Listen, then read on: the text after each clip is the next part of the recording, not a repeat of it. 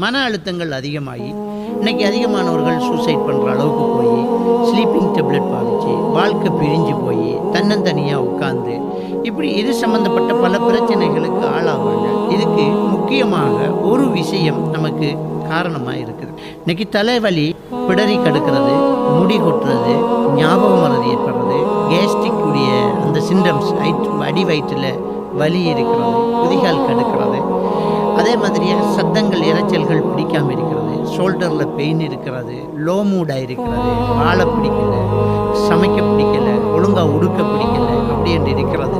ஏதாவது வீட்டில் இருக்கக்கூடிய வேலையை செய்ய முடியலை, இப்படியான சூழ்நிலைக்கு தள்ளப்படுறது. அதே மாதிரி ஆண்கள் அவங்க ஆண்மை குறைவற்றவர்களாக அவங்க தாழ்த்தி கொள்வது, நம்மளால் ஒன்றுமே பண்ண முடியாது அப்படின்னு அவங்க நினைக்கிறது, பிள்ளைகள் முகத்தை பார்த்து பேச முடியாமல் இருக்கிறது, வீட்டுக்கு போகிறதுக்கே விருப்பம் இல்லாமல் இருக்கிறது.